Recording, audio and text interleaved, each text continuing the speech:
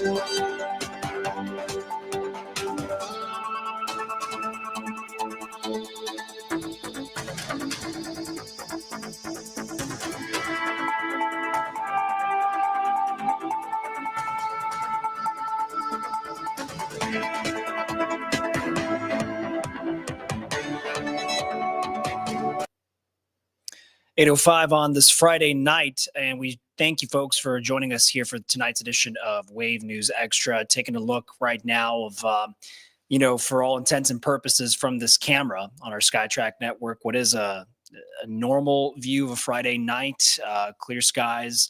Our South Louisville camera observing the runways there at Muhammad Ali International Airport, but knowing, of course, just the chaos and the tragedy and the heartbreak from earlier this week that so many people close by and further away from the crash site of the UPS plane crash, their lives are not going to be the same. And with that, we have been continuing our team coverage throughout this week here from the Wave Now studio and across all of our different Wave News platforms. And so we thank you, as always, for joining us just to get up to date on any of the latest information and coverage that our team is out there to try to share with you all as you join us on live stream and through the Wave Now app. I do want to let you all know, perhaps this was something sent out to your smartphones within this past hour, but it was confirmed by Louisville Mayor Craig Greenberg that 14 people are now confirmed to have passed away. So the 14th victim from the tragedy and the crash and the explosion confirmed to have died today. Of course, some are still unaccounted for. The search for wherever they may be is still ongoing. A reminder of the image, perhaps that I wasn't able to share with you all last night here on the Wave News Extra live stream, in case you hadn't all seen these images of the crew members, all three on board the UPS plane. Their names again: Captain Dana Diamond, First Officer Lee Truitt, Captain Richard Wartenberg. I'm going to pause on Captain Diamond's picture just briefly, because we're now learning a little bit more of his background, thanks to some reporting from our partner affiliates in Texas, letting us know Captain Diamond lived in Caldwell. But yes, and confirming that he was on flight 2976. He was the international relief officer for this Hawaii-bound flight. Again, he would have been the extra crew member available to let First Officer Truitt and Captain Wartenberg rest on this roughly 9-hour flight. Our partners at our Gray Station in Texas saying before Diamond had moved to where he lived in Burleson County, he also worked in a place called Bastrop County. He served as fire chief for a volunteer fire department. Online records that they were able to find showing Captain Diamond was a certified flight engineer, an airline transport pilot, rated for 727 and MD-11 planes since the year 2009. And Diamond got his certification as a flight instructor for both single and multi-engine aircraft back in 1985. Now I'm going to go ahead and keep this video playing so you can, again, we'll have the pictures up of all three men, because we now know their names and they're resting. The mystery and the heartbreak now for any of those other victims who we've not been able to find out their identities as far as the coroner is concerned, not publishing that information just quite yet. As I mentioned a little bit earlier too, that the search continues for those who are still missing. Among them are 2 grade A auto parts workers. And in their case, we might have some images related to that. I'm hoping to see if we can set up some of that. Okay.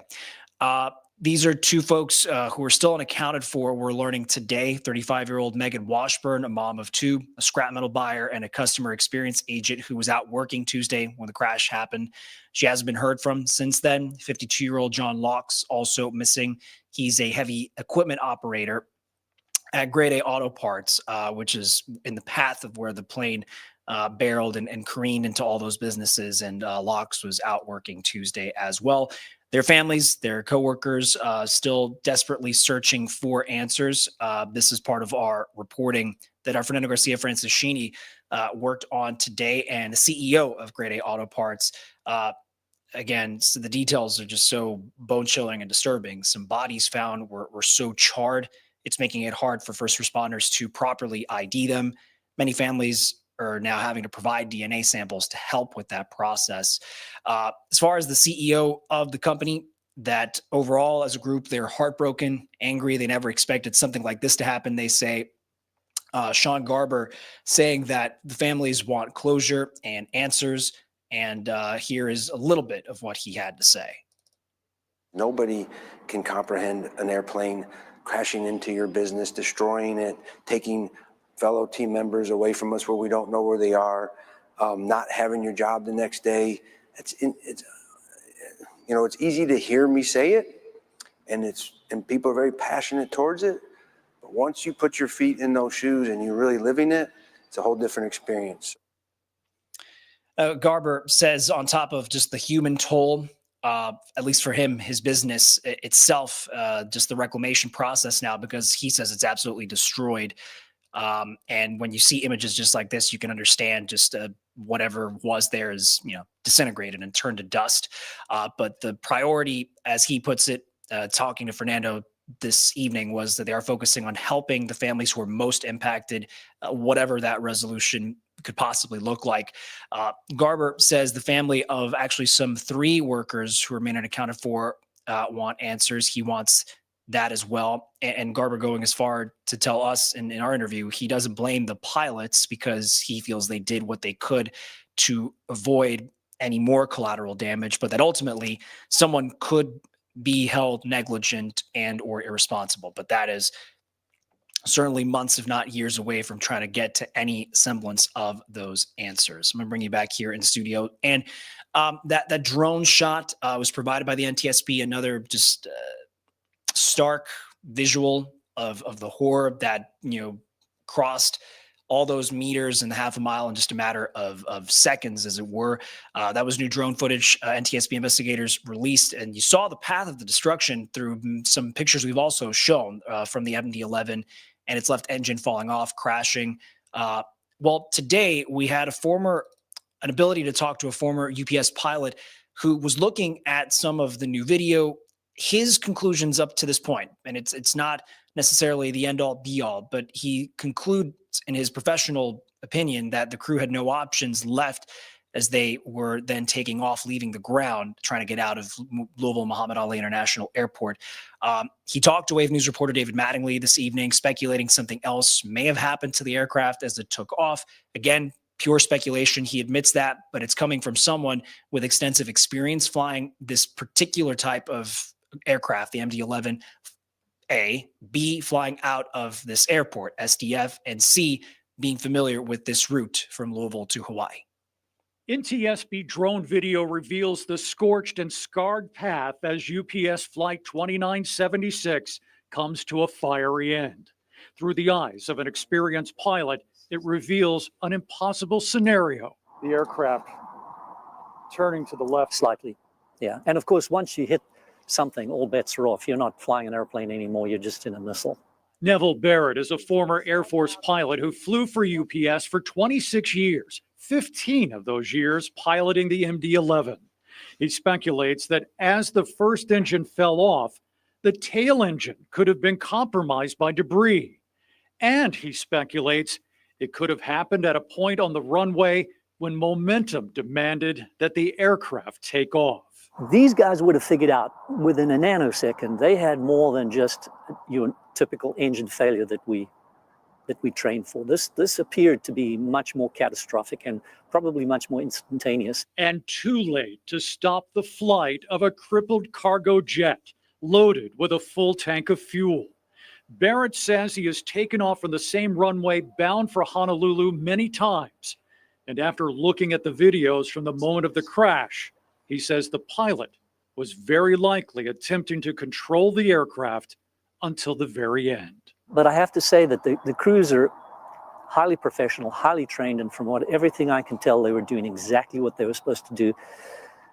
They just didn't have any options.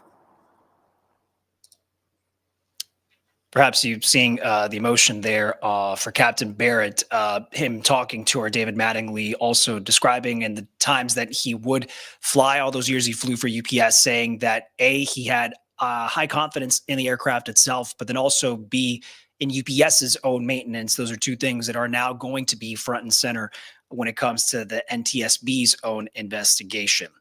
I want to set up now some more of the work our troubleshooters team has been doing, at least as far as it relates to UPS's relationship. And it's been a long one with the company that performed that maintenance work on the plane in the month before it crashed. It's a company from Singapore. It's called ST Engineering.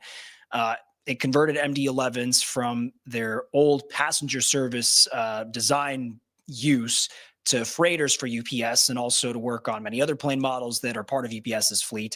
So our Mark Stevens was the one kind of working on some of this today. But again, just to hear that's audio we had to bleep from someone's reaction being in the cockpit there. And I might just come back.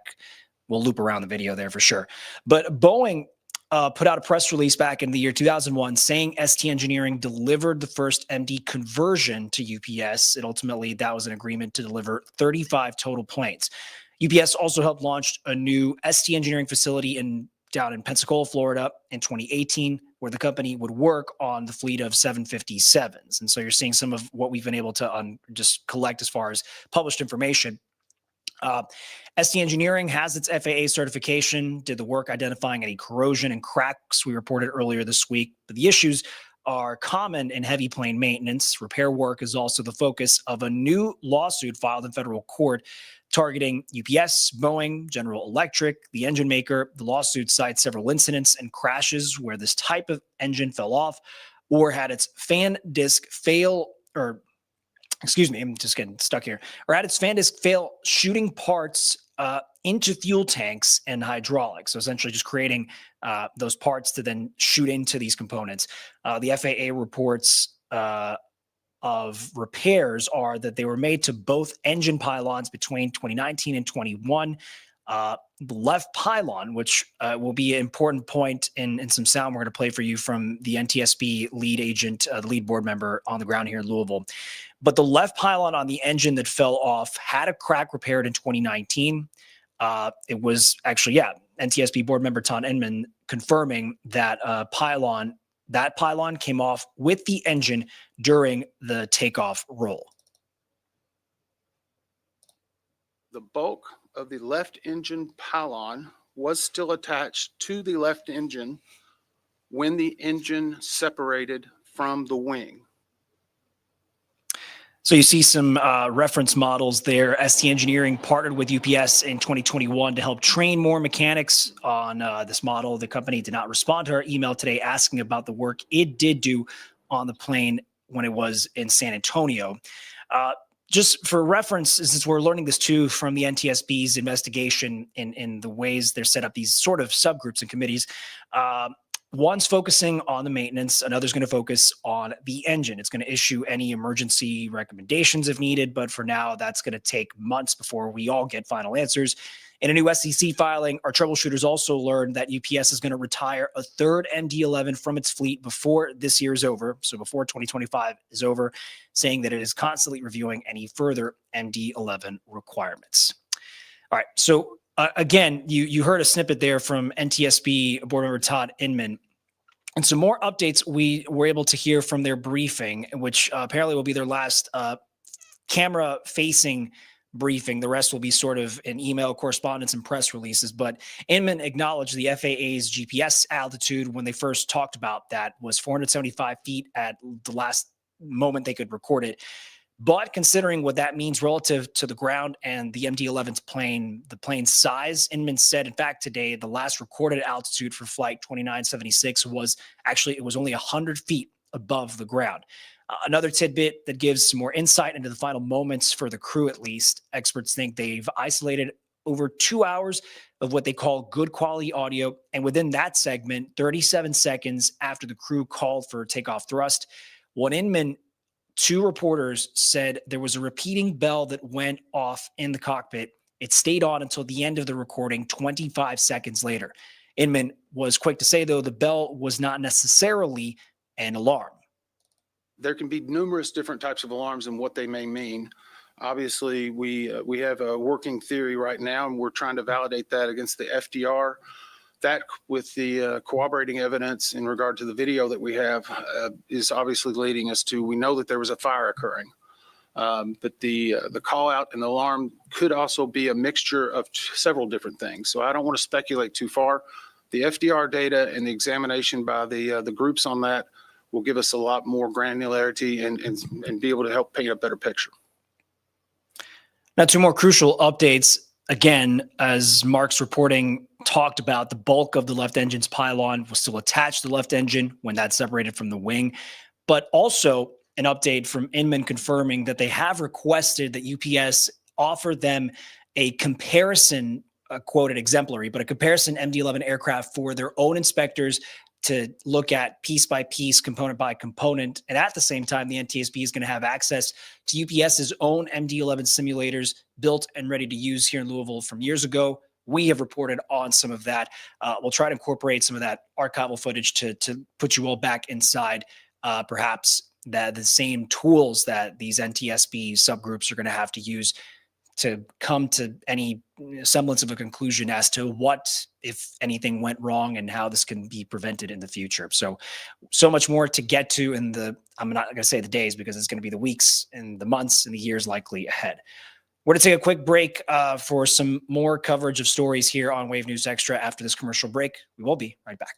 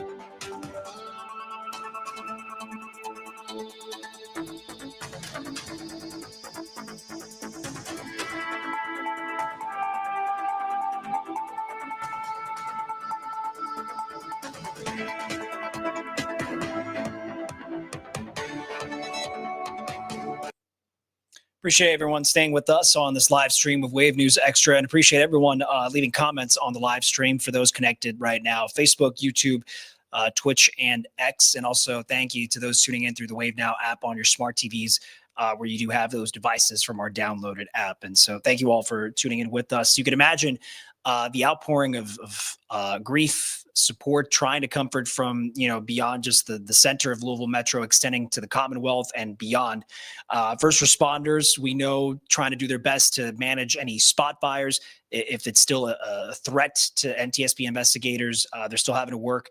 But other counties where they have some resources to kind of offer that, that extra shoulders, as it were. Some counties are doing their best to step in to help.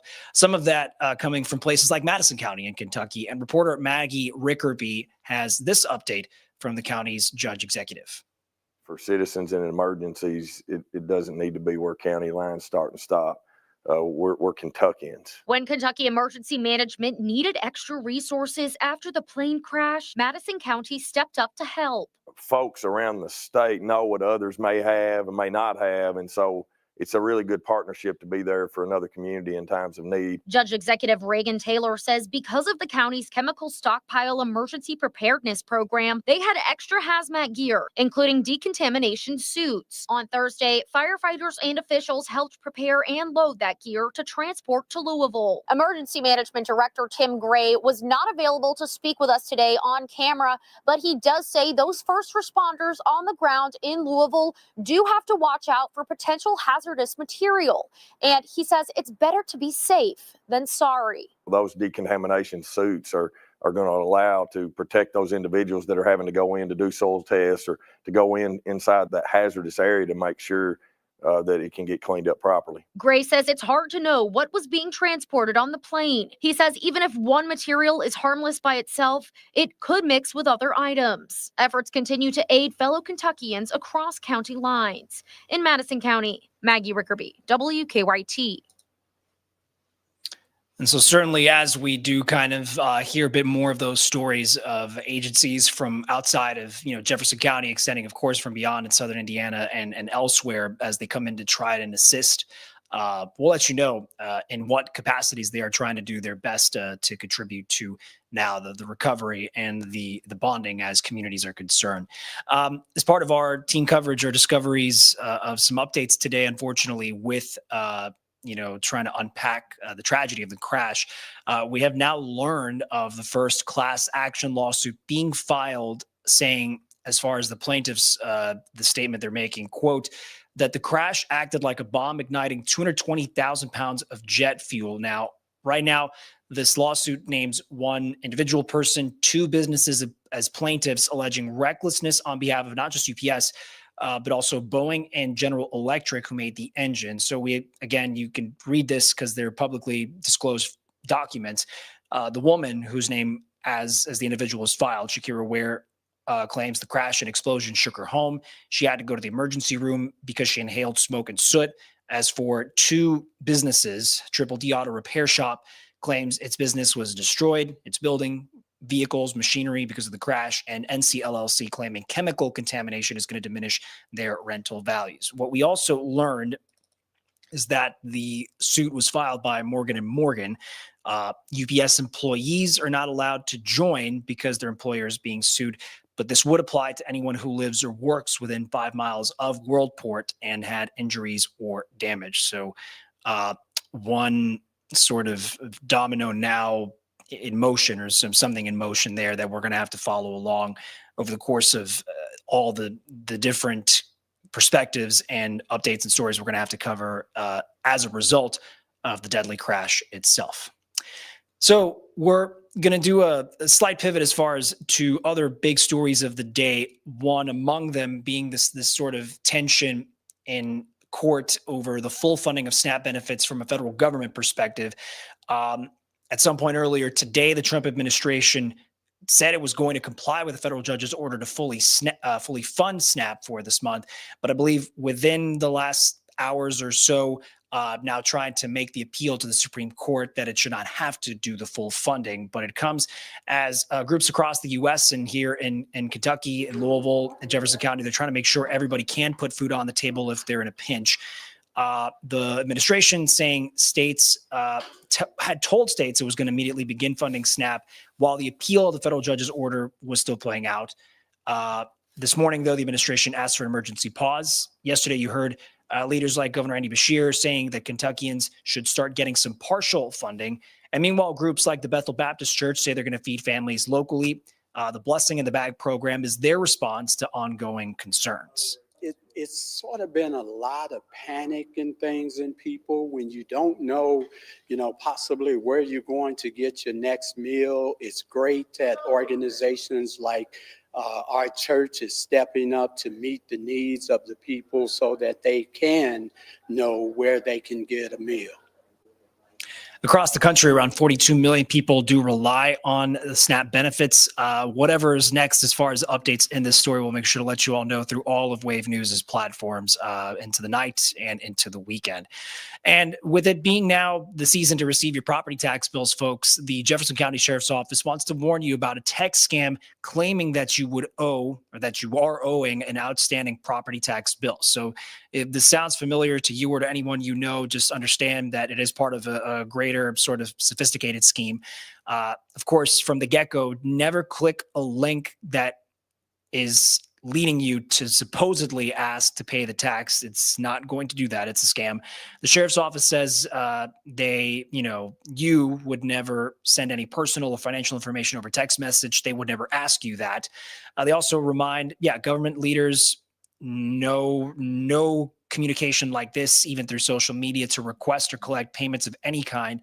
Last week, the sheriff's deputies warned of some scam phone calls where callers claimed to be sheriff's deputies saying someone missed a court date and then demanded immediate payment or else be arrested. But again, that is all just sort of the pressure of the scam to say that is not something that would ever happen. They would find an official method to let you know if something was up, and for the record then too, that everyone has been receiving their property tax bills. And so there is still that window to pay for whatever you do owe. All right, we're going to take another break to sort of wrap up, we'll call it condensed version of tonight's live stream with more of just other stories we want to share with you as we wrap up this Friday night. So stay with us for Wave News Extra. We'll be right back.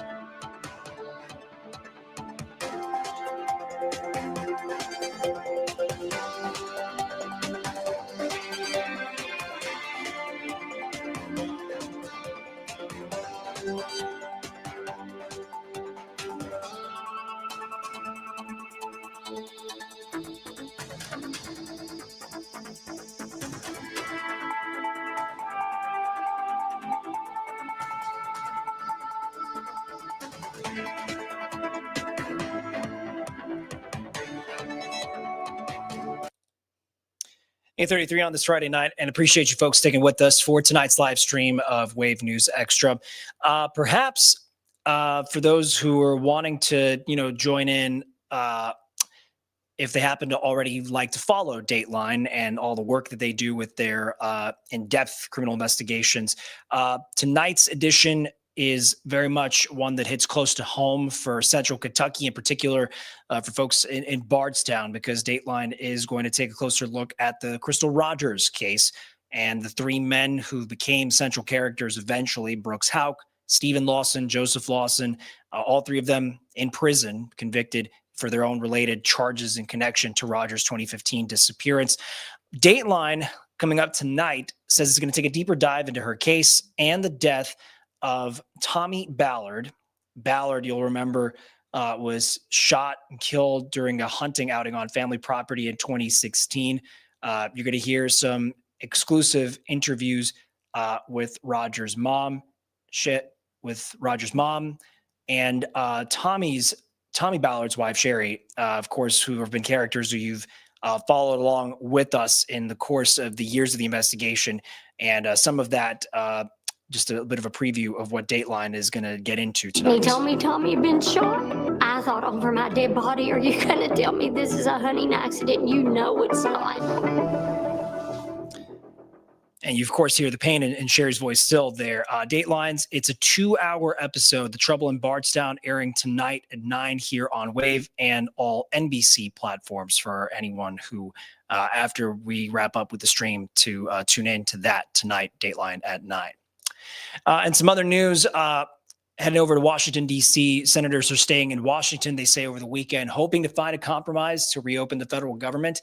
Democrats today offered an alternative. Republicans said that was a non-starter, though, until it gets resolved. Air travel capacity, for example, that's going to shrink starting today. Reporter Yamiche Alcindor has the latest from Washington. Day 38 of the government shutdown, and the pain is stretching on from the nation's airports to food banks across the country. Airlines have canceled hundreds of flights after the FAA ordered reductions at 40 major U.S. airports. Hopefully, what we're going to do today is going to make sure the airspace is safer than it was as we go through this shutdown. Today, travelers are seeing a 4% reduction in flights. Next week, that number is expected to rise to 10%. The system is straining from air traffic controller staffing shortages as they continue to work unpaid. Travelers caught in the middle of a standoff between Democrats and Republicans. It's not fair to the country. So they need to put their differences aside and figure it out. In the meantime, millions of Americans who get government assistance to buy food are hoping for some relief. On Thursday, a federal judge ordered the Trump administration to deliver SNAP payments in full to states by Friday. Now the administration is asking a higher court to pause that order, but says it will fully fund SNAP while it waits for a ruling. The president continuing to blame Senate Democrats for the shutdown. We've approved opening up 14 times and they keep rejecting it. Senate Democrats out with a new proposal to end the shutdown. Leader Thune just needs to add a clean 1-year extension of the ACA tax credits to the CR so that we can immediately address rising health care costs. Am I going to vote for this? The short answer is no. For unpaid government workers, including some picking up food at a Florida pantry, the situation is dire. Not about Democrat or Republican, none of that. We just need help. H-E-L-P, help. We need it. Desperately, we need it. Transportation Secretary Sean Duffy says the longer the shutdown continues, the worse flight reductions will get. He warned that up to 20% of flights at busy U.S. airports could be cut ahead of the busy holiday season. Yamiche Alcindor, NBC News, Washington. In other news, as far as government policy funding or the decisions from Washington, the IRS saying, looking ahead to 2026, that its free online tax filing system called Direct File is not going to be available for next year. It was shared through an email sent to state comptrollers who participated in the program. The IRA passed during the Biden administration required the IRS at looking at creating this free e-filing direct service for taxpayers. The program, though, facing criticism from Republican lawmakers, including President Trump, who said he wanted to do away with the program, arguing it was a waste of taxpayer money. The email from this memo to state comptrollers saying, quote, no launch date had been set or has been set for its future. So here in Louisville, we're doing a bit of an update, perhaps haven't done one in a while, for the Secrets of Bluegrass Chefs. So we're going to kind of wind down tonight's live stream with some of that. Maybe you're familiar with Buck's Restaurant in Old Louisville. It's been a staple of the local fine dining scene for years now. And today's Secrets of Bluegrass Chefs short, Chef Tony Lombardo is revealing some secrets to one of Buck's most popular appetizers so you can make it at home. So right now we're going to be making some of our meatballs on our new menu. Okay. These originated actually from my grandmother's recipe. Oh, nice. So I put a few little twists on it to make it my own. We have some of our fresh ground beef that comes off of our filet mignon and off of our ribeyes that we do at the restaurant. Here we have some of our pork scraps that come off of Duroc pork, which is a fantastic breed of pork. And one of our big secrets here is onion. So instead of mincing an onion, we actually put it in a blender or a food processor with a touch of water, probably about an ounce per onion. And you blend it up until you get this nice onion smoothie. Wow, it's like a slurry. Yeah. And you know what's interesting about that? Rather than chopping up an onion and putting it in there, you're going to get that onion flavor throughout the entire meatball. Throughout the whole meatball, yeah. What a great secret that is. Yeah. I never would have thought about doing that. We're going to throw in 1 egg, throw in some fresh or dry oregano, some dry parsley, lots of garlic, and we're going to add some of our 3-cheese blend here. And we're going to add a little salt and pepper. We're going to add some of our onion here. Not quite all of it. Probably about half. We're going to add some breadcrumbs. So we're going to go ahead and mix those up as efficiently as we can because we don't want to over mix meatballs. That's another secret to a good meatball. That's a big secret, yes. And then we're going to take these and we're going to put them either on a sheet tray or in a pan if you don't have one. And we're going to bake them in the oven at 400 degrees for about 25 minutes. Put some fresh mozzarella on the top and put them back in for another 2 to 3 minutes. Let that cheese melt. Wow, that Cheese looks is so melted good. perfectly on top. Whoosh. So this is our appetizer portion. Wow. Is 4, yeah. That's generous. We have no problem giving anybody any more if they want them. Our Wow. meatballs. You know And what? there you have it. Just like grandma's. You know what I like about this? Grandma's recipe with a little Tony twist and a little memory from my mother. It's her china. So that right? It's great. Very nice. A That family makes it affair even- of meatballs. Special. Our thanks to the team there. And by the way, Kevin and Tim Laird are going to be together this Sunday at noon on Wave for an all-new episode of Secrets of Bluegrass Chefs, cooking with the head chef at Lulu Middletown. Don't forget, you could set the series to record on your devices wherever you want to download those so you never have to miss another of the secrets. And we're going to wrap things up tonight, perhaps with a shout out to any wrestling fans who might be joining us on the live stream. And you probably are already well aware with the calendar and what that was about because SmackDown is coming back to Louisville.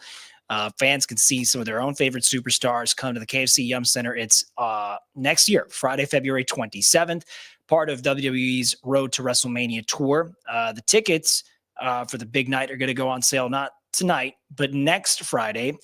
They'll be available at the KFC Yum Center box office or Ticketmaster.com. Certainly could start quite a spirited discussion with anyone who has their own favorite pro wrestlers for sure.